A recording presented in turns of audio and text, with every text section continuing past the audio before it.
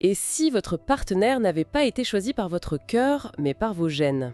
Ah, c'est c'est vertigineux de poser la question comme ça. N'est-ce pas? On aime tous croire au romantisme absolu, mon amour, à cette idée, enfin, cette idée poétique de deux âmes qui se reconnaissent dans une foule par le simple hasard du destin. Complètement. C'est le mythe fondateur de nos relations. Mais les données que nous avons sur nos bureaux aujourd'hui pour notre plongée, eh bien, elles opposent deux réalités qui sont beaucoup plus brutales. Et beaucoup plus anciennes aussi. Exactement, et je suis ravie d'explorer ça avec toi aujourd'hui. Chers auditeurs, oubliez un instant la fameuse flèche de Cupidon. Ce que nous allons décortiquer, c'est cette tension fascinante entre notre radar génétique naturel, qui est silencieusement guidé par nos systèmes immunitaires depuis des millénaires. Oui, Et d'un autre côté, les brouilleurs chimiques de notre époque moderne. c'est ça, le duel des profils en fait. D'un côté, on a une mécanique évolutive d'une précision inouïe, Hmm. et de l'autre, on a une technologie du quotidien, comme la contraception hormonale par exemple, qui vient littéralement pirater ce signal crypté. Et c'est là que ça devient absolument passionnant. Parce que, je veux dire, nous parlons d'une information purement génétique qui voyage. Et elle voyage de manière totalement invisible d'un corps à l'autre. C'est le mot-clé, oui, l'invisibilité. Fondamentalement, notre biologie a un agenda très clair, chérie. La survie? La survie, voilà, et la reproduction. Et pour accomplir cela avec succès, la nature ne s'en remet pas à de vagues sentiments romantiques.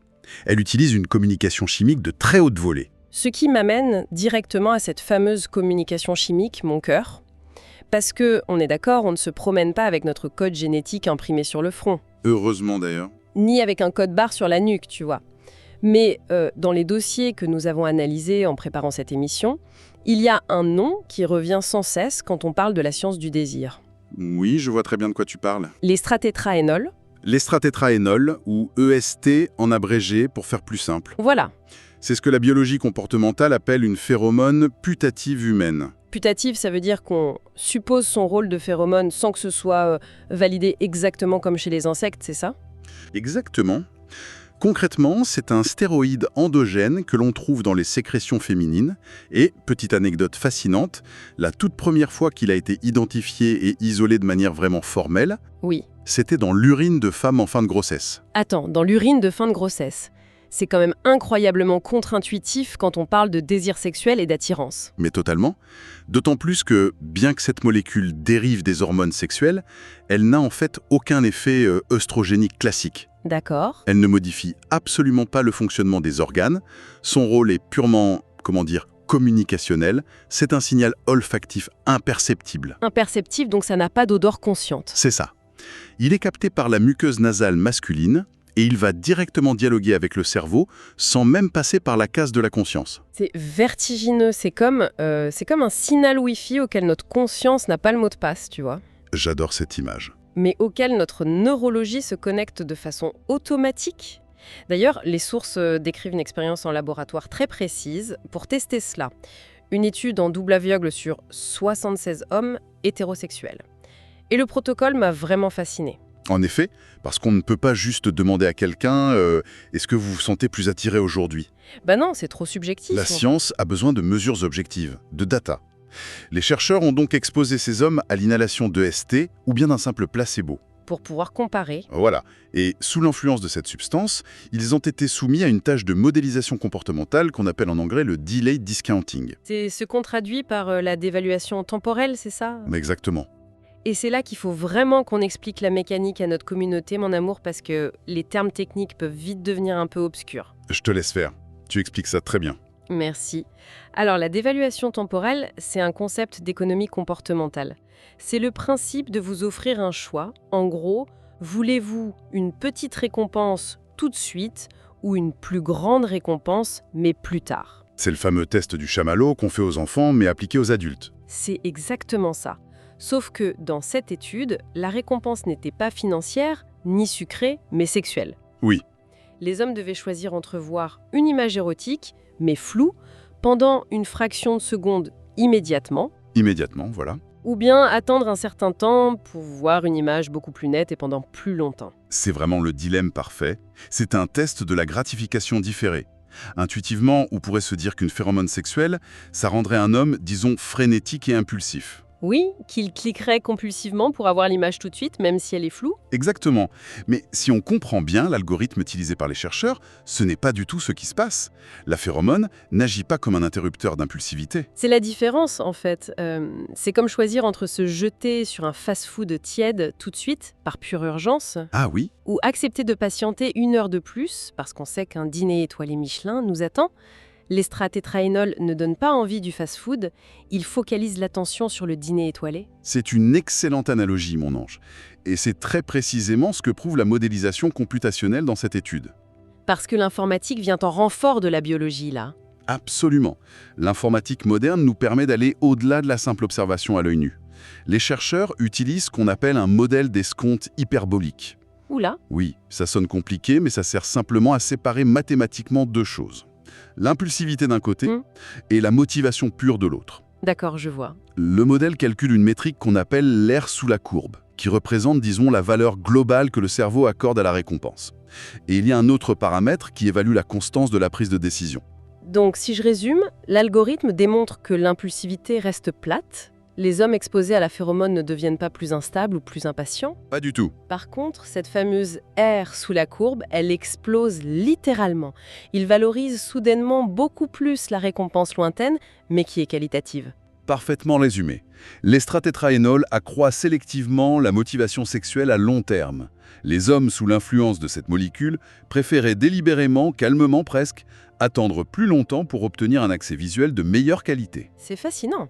Mais pourquoi l'évolution aurait-elle codé notre cerveau de cette manière? Je veux dire, si on y réfléchit 2 secondes d'un point de vue évolutif, Oui, la présence d'une femme disponible, ça devrait déclencher une action immédiate chez le mâle pour ne pas rater l'opportunité reproductive, non? et c'est là que la biologie est d'une subtilité redoutable, chérie. L'estratétraénol signale effectivement la disponibilité. D'accord. Mais chez l'être humain, la reproduction demande un investissement massif en temps, en énergie et en ressources. Si le signal rendait le mâle purement impulsif, il prendrait de très mauvaises décisions à long terme. Ah, je comprends. Il sauterait sur la première occasion sans évaluer la situation. Exactement. L'évolution a conservé et affiné ce signal olfactif pour déclencher la patience, la motivation profonde. Cela incite le mâle à s'engager, à évaluer sérieusement la partenaire potentielle, à investir du temps dans la parade nuptiale. C'est une stratégie de maximisation du succès reproductif, en fait. Et c'est tout à fait ça. On ne veut pas une action précipitée qui échoue. On veut une motivation soutenue qui aboutit à une descendance viable. C'est brillant. Le corps masculin est donc littéralement programmé pour interpréter chimiquement la disponibilité et pour y répondre par un investissement à plus long terme. Mais mon cœur, ce n'est qu'une moitié de l'équation, tout ça. Ah ça, oui. Si les hommes sont guidés par ces signaux, comment les femmes de leur côté sélectionnent-elles la qualité génétique de leur partenaire amoureux? Car sur le plan biologique, elles ont beaucoup plus à perdre dans le processus reproductif. Absolument. La gestation, l'allaitement, c'est un coût énergétique colossal. Et pour comprendre cette sélection féminine, nous devons entrer dans le monde fascinant du système immunitaire. Ah oui, le fameux complexe. Le complexe majeur d'histocompatibilité, le CMH, que l'on appelle aussi le système HLA chez l'être humain. Faisons une petite pause sur ce terme pour nos auditeurs, car il est vraiment au cœur de tout notre sujet d'aujourd'hui. Le CMH, ce n'est pas juste un concept abstrait. Non, c'est très concret. C'est littéralement une famille de gènes qui fabriquent des protéines. Et ces protéines agissent comme des sortes de présentoirs à la surface de nos cellules, n'est-ce pas Sam? Oui, l'image du présentoir est parfaite. En fait, elles attrapent des fragments de virus ou de bactéries qui s'infiltrent dans le corps. Et elles les brandissent à la surface. Voilà, pour que notre système immunitaire les reconnaisse instantanément et lance une attaque ciblée. C'est la mécanique exacte. C'est la mécanique exacte. C'est notre carte d'identité de défense immunitaire. C'est exactement ça. Et ce qui est prodigieux, c'est que des fragments de ces protéines du CMH se retrouvent excrétés. Excrété, tu veux dire à l'extérieur du corps? Oui, dans notre sueur notamment. Et là, les bactéries de notre peau vont les dégrader en composés volatiles. En clair, pour faire très simple, notre système immunitaire a une odeur. C'est dingue! Notre système immunitaire a une odeur. Ce qui nous amène logiquement à cette fameuse étude suisse de 1995. C'est un classique de la biologie comportementale. L'expérience des t-shirts. L'expérience des t-shirts, voilà. 44 hommes reçoivent l'ordre de porter le même t-shirt en coton pur pendant 2 nuits consécutives. Et pas dans n'importe quelle condition. Ah non, ils devaient vivre comme des moines. Pas de déodorant, pas de savon parfumé, Pas de tabac. pas d'alcool et surtout pas d'ail ou d'épices fortes dans leur nourriture. L'objectif, c'était de récolter l'essence absolue de leur identité chimique. Mais, tu sais, en lisant cela, je ne peux pas m'empêcher de jouer l'avocat du diable. Je t'écoute. On parle de 49 femmes qui reniflent des t-shirts placés dans des boîtes en plastique, dans un laboratoire stérile, blanc et silencieux. C'est vrai. On est quand même très loin de l'ambiance un peu chaotique d'un bar bondé ou de l'effervescence d'une application de rencontre. Est-ce qu'on peut vraiment extrapoler ces résultats à la vraie vie? C'est la critique classique, mon amour. Et honnêtement, elle est totalement légitime. Bah oui. Mais le laboratoire permet d'éliminer le bruit de fond. Dans un bar, t'as la musique, l'alcool, les parfums de synthèse, les phéromones de stress de 100 autres personnes qui transpirent à côté. C'est vrai que c'est une cacophonie olfactive. Exactement. Le laboratoire stérile était indispensable pour isoler la variable pure, c'est-à-dire l'odeur du gène. Les chercheurs devaient d'abord prouver que la capacité olfactive de détection existait de manière innée chez la femme, avant d'espérer voir comment elle survivait dans le chaos du monde réel. Et les résultats de ce test à l'aveugle, pour le coup, ils sont irréfutables. Irréfutable, oui. Ces femmes trouvaient systématiquement l'odeur nettement plus attirante, agréable et même sexy, je cite l'étude, lorsque le t-shirt appartenait à un homme possédant un CMH fondamentalement différent du leur. La différence attire. Et à l'inverse, l'odeur des hommes qui partageaient des gènes immunitaires similaires, eh bien, elle était jugée désagréable, voire carrément repoussante. C'est ça. Certaines femmes ont même noté sur leur fiche d'évaluation que ces t-shirts leur rappelaient l'odeur de leur père ou de leur frère. C'est fou. L'information olfactive déclenchait une aversion quasi viscérale. Une protection contre la consanguinité. Et ce comportement a des bases évolutives très profondes. Pourquoi notre biologie exige-t-elle la différence, chérie?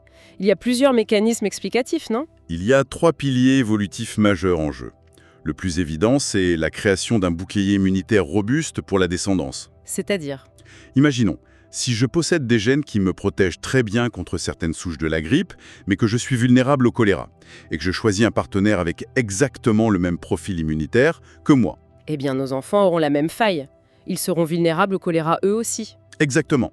Mais si tu es attiré par quelqu'un qui a un CMH très différent, très éloigné du tien, nos enfants vont hériter des 2 arsenaux défensifs. Ils ont une double armure, c'est ce qu'on appelle l'avantage hétérozygote, c'est ça. C'est tout à fait ça. L'enfant hétérozygote aura une diversité génétique maximale, ce qui lui offre un spectre de défense beaucoup plus large. C'est une stratégie de survie pure. Mais il y a un deuxième concept, encore plus dynamique, qui est connu sous le nom d'hypothèse de la Reine Rouge. À la Reine Rouge, c'est en référence au livre Alice de l'autre côté du miroir, non? Où le personnage doit courir de toutes ses forces juste pour espérer rester à la même place? C'est exactement cette métaphore. Dans la nature, mon amour, c'est la guerre permanente. Les bactéries, les virus, les parasites, ils mutent à une vitesse complètement folle pour contourner nos défenses immunitaires. C'est une course à l'armement. Voilà. Si nous nous reproduisions avec des individus génétiquement similaires génération après génération, notre code immunitaire deviendrait statique. On ne bougerait plus. Et on deviendrait une cible beaucoup trop facile pour les agents pathogènes. Absolument. Donc, en nous poussant via notre odorat vers la dissemblance génétique, la biologie force le brassage des cartes à chaque nouvelle génération. En fait, l'amour, c'est notre façon de muter plus vite que nos parasites. Waouh! L'attirance comme arme de guerre biologique intergénérationnelle, c'est aussi fascinant qu'implacable. Et le troisième pilier, on l'a brièvement évoqué, c'est la répulsion pour l'odeur similaire qui agit comme un garde-fou naturel contre la consanguinité. Rejeter olfactivement les membres de sa propre famille prévient l'apparition de maladies récessives graves. Jusqu'ici, c'est une horlogerie parfaite. Je veux dire, la nature a tout prévu. Mais, et c'est là que notre plongée prend un tournant complètement inattendu, la technologie moderne est entrée dans la danse. Et elle a tout bousculé. Qu'est-ce qui se passe concrètement quand on introduit une biotechnologie quotidienne, comme la pilule contraceptive, dans cette équation millénaire? C'est ce que j'aime appeler le bug de la matrice chimique. Les chercheurs se sont rendus compte d'une anomalie statistique majeure en reprenant ces études. Dis-nous tout. Lors de mêmes tests de reconnaissance olfactive avec les t-shirts, un sous-groupe de femmes présentait des résultats totalement inversés. Inversé? Oui, les femmes qui prenaient une contraception hormonale orale, la pilule donc, trouvaient l'odeur des hommes ayant un CMH similaire au leur beaucoup plus attirante. Soudainement dans la direction opposée. Exactement. Le radar était complètement brouillé. Mais comment est-ce physiquement possible, chérie? En quoi une hormone de synthèse peut-elle, je sais pas, réécrire des millions d'années d'évolution de notre bulbe olfactif? Pour le comprendre, il faut regarder la mécanique même de la contraception hormonale. De manière très simplifiée, la pilule, en combinant des œstrogènes et des progestatifs de synthèse, elle envoie un signal au cerveau. Pour bloquer l'ovulation, on est d'accord? Oui, plus précisément à la glande pituitaire. Or, ces niveaux hormonaux qui sont élevés et constants, ils simulent biochimiquement un état de grossesse. Le corps de la femme pense qu'il est déjà enceint, en somme. C'est l'idée. Ah, et si on se place du point de vue de l'évolution? Une femme enceinte ne cherche pas du tout de partenaire sexuel pour se reproduire, puisque c'est déjà fait. Exactement. Sa priorité absolue bascule. Elle passe d'une logique d'expansion génétique, où elle cherche un ADN différent, à une logique de survie, de nidification et de protection de l'enfant à naître. C'est l'explication évolutive la plus solide dont on dispose à ce jour. Dans notre environnement ancestral, une femme enceinte était vulnérable. Elle devait impérativement s'entourer de son clan. De sa tribu, de sa famille proche. Voilà, pour obtenir de la protection et des ressources. Sa parenté génétique devenait son filet de sécurité absolu. Donc, sous contraception hormonale, le corps étant dans cet état simulé de grossesse, l'odeur d'un CMH similaire, qui est finalement l'odeur de la parenté, Oui, eh bien cette odeur devient rassurante, familière. Et par extension, physiologique, elle devient attractive. La diversité génétique perd son utilité immédiate. et donc elle perd son attrait olfactif. Le bug est là. Les implications de ce phénomène à l'échelle de notre société moderne sont vertigineuses. Et je tiens à préciser tout de suite, chers auditeurs, qu'il est crucial de rappeler que ces données scientifiques ne doivent jamais inciter quiconque à modifier ou arrêter sa contraception sans l'avis strict d'un professionnel de santé. C'est une précision fondamentale. Nous explorons ici les statistiques observationnelles, pas la médecine appliquée. Mais, mon cœur, imaginons concrètement ce que disent ces études dans la vraie vie. Allons-y. 2 personnes se rencontrent, elles tombent amoureuses, elles se marient, elles s'installent ensemble. La femme est sous contraception depuis le premier jour de leur rencontre. Oui, Elle a donc été attirée, sans le savoir, par un homme qui, chimiquement, a un système immunitaire similaire au sien. et les études montrent que c'est un scénario qui est très fréquent aujourd'hui. Le problème potentiel survient plus tard. Quand il décide de fonder une famille. Exactement. Elle arrête sa contraception pour concevoir. Son corps quitte cet état de grossesse simulé. L'ovulation reprend. Et son système olfactif naturel se réinitialise. C'est ce que certaines recherches qualifient de réveil brutal. Soudainement, l'odeur naturelle de son partenaire ne déclenche plus du tout ce sentiment de familiarité rassurante. Elle peut même activer la version instinctive liée à la similarité génétique dont on parlait tout à l'heure. C'est le risque. Ce n'est pas qu'une question de « oh, tu sens moins bon depuis quelques mois ». Les sources que nous avons compulsées lient cette trop forte similitude du CMH dans les couples à une vraie baisse de l'attirance et de la satisfaction sexuelle. Oui, les chiffres sont clairs. Et, plus grave encore, elles documentent aussi des complications de fertilité, des délais de conception allongés et un risque statistiquement plus élevé de fausses couches ou d'échec de nidation. Le système immunitaire maternel peut parfois rejeter l'embryon s'il ne présente pas assez de diversité HLA. C'est la dure réalité des rouages moléculaires, et c'est parfois difficile à entendre. Mais face à cette montagne de données qui peuvent sembler un peu anxiogènes, il ne faut surtout pas sombrer dans le fatalisme. Heureusement. La biologie, ce n'est pas une prison absolue. Justement, c'est la grande question. Comment fait-on au quotidien avec ce savoir? Je veux dire, si notre biologie pirate nos choix ou si nos médicaments piratent notre biologie. Oui, on peut se sentir un peu perdu. Comment sommes-nous censés naviguer dans nos relations modernes sans suranalyser la moindre effluve de notre partenaire? Faut-il exiger un test génétique sanguin au premier rendez-vous Tinder? Ah non, pas du tout. Ce serait l'angoisse totale. Le premier pas, je dirais, c'est d'abord la réhabilitation de notre intuition. C'est-à-dire? Accepter que notre odorat est un analyste de données de génie. Tu sais, quand on dit de quelqu'un « lui, je ne peux pas le sentir », ou au contraire « je me sens inexplicablement bien dans ses bras ». Oui, le fameux feeling. Voilà, ce n'est pas un mystère métaphysique. C'est l'intelligence computationnelle de notre système immunitaire qui effectue des millions de calculs de compatibilité en temps réel. C'est beau dit comme ça. Il faut simplement redonner de la légitimité à cette sagesse corporelle au lieu de l'ignorer. Et cela passe aussi par la manière dont nous traitons notre propre odeur, non? Nos recherches mentionnent la notion d'autoparfumerie. Ah, ce concept est passionnant. On a très souvent tendance à se noyer sous le parfum, les déodorants pour masquer qui nous sommes, comme si l'odeur corporelle était une ennemie. Or, la science montre que le parfum idéal, celui que nous choisissons instinctivement si on nous laisse le choix aveugle, eh bien, il ne masque pas notre signature CMH. Non, au contraire, il la souligne et l'amplifie. C'est ça. Les notes de fond d'un parfum bien choisi interagissent chimiquement de façon harmonieuse avec les peptides de notre propre sueur. Mais aujourd'hui, l'excès de chimie de synthèse, les dizaines de cosmétiques remplis de perturbateurs endocriniens, Qu'on se met sur la peau tous les jours. tout cela crée une sorte de brouillard blanc sur la fréquence radio de notre séduction naturelle. On devient chimiquement muet et on rend l'autre chimiquement sourd. Et pour aller plus loin dans la transformation de notre approche, la prise de conscience passe aussi par la compréhension de nos propres cycles. Savoir que nos attirances fluctuent naturellement avec nos hormones, que notre seuil de tolérance à certaines odeurs change au fil du mois. Ça change tout. Ça permet d'enlever beaucoup de culpabilité au sein d'un couple. Cela donne un vrai contexte physiologique à des baisses de désir sans remettre en cause l'édifice intellectuel et affectif de la relation. On peut juste se dire « Ok, c'est la chimie du moment ». C'est fondamental de le rappeler, mon amour, car il faut vraiment remettre les choses en perspective. Je t'écoute. Les expériences de laboratoire en double aveugle, dont on a parlé, elles montrent le fonctionnement pur des mécanismes, la théorie parfaite. Mais les études sur le terrain, notamment celles menées auprès de tribus amérindiennes ou de diverses populations à travers le monde, Oui, les études en conditions réelles. elles montrent des résultats beaucoup plus mitigés. Pourquoi, à ton avis? Parce que la culture existe. Ah, l'homogamie sociale et ethnique. Exactement. Nous choisissons majoritairement nos partenaires dans notre propre milieu culturel, géographique, éducatif. C'est un biais énorme. Et ces forces sociétales sont d'une puissance colossale. Elles sont souvent capables d'agir comme un voile très épais qui vient masquer ou même dominer totalement la préférence biologique sous-jacente pour la dissemblance du CMH. Le statut social, l'humour, le charisme intellectuel, les valeurs communes, les projets de vie partagés, tout cela vient s'imposer sur le simple signal olfactif. La nature propose, mais la culture dispose. Nous ne sommes pas de simples narines montées sur pattes. C'est ça.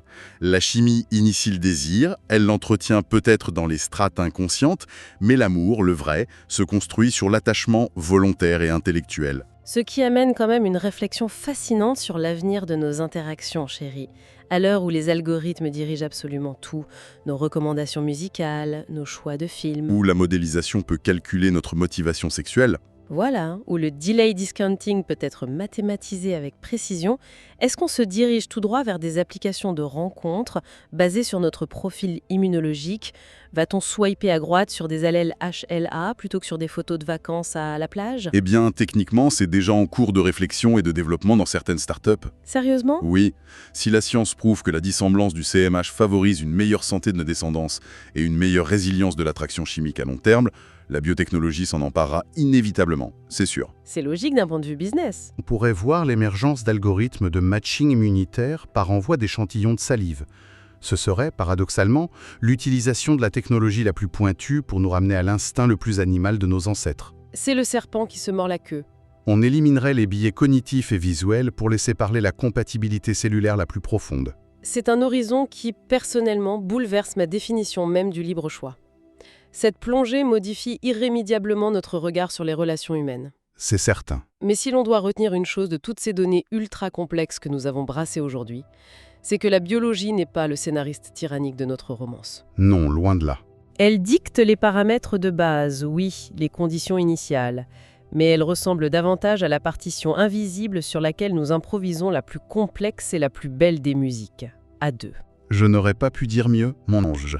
La complexité inouïe de nos gènes, ces milliards d'années de coévolution acharnée avec des virus microscopiques, tout cela condensé dans une simple inspiration au creux du cou de l'autre. C'est poétique finalement. Ça ne désacralise pas du tout l'amour. Au contraire, savoir qu'il a fallu une telle orchestration cosmique et cellulaire pour que deux personnes se trouvent attirantes, cela ne fait que souligner le miracle de la rencontre, dans un monde si vaste et si chaotique. C'est magnifique.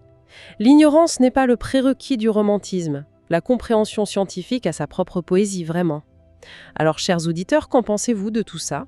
On veut savoir. Avez-vous déjà ressenti cette attraction foudroyante, ce feeling chimique immédiat que rien ne semblait justifier intellectuellement?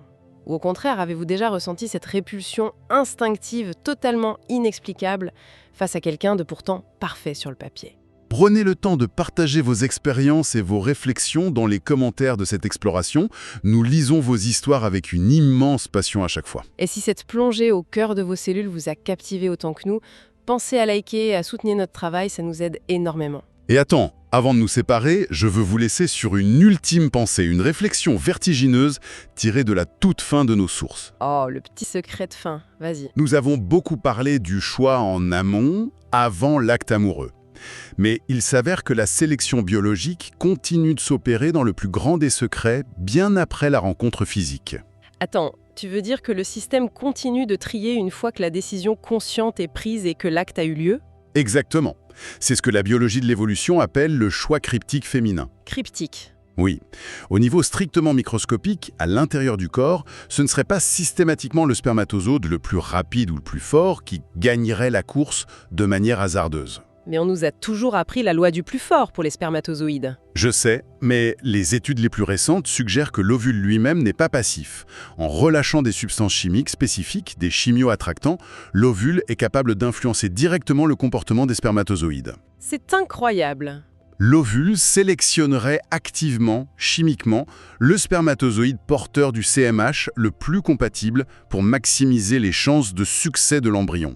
Donc le tri immunitaire se poursuit à l'échelle de la cellule isolée. L'attraction chimique se joue littéralement jusqu'à l'ultime seconde de la création de la vie. L'ovule a le dernier mot.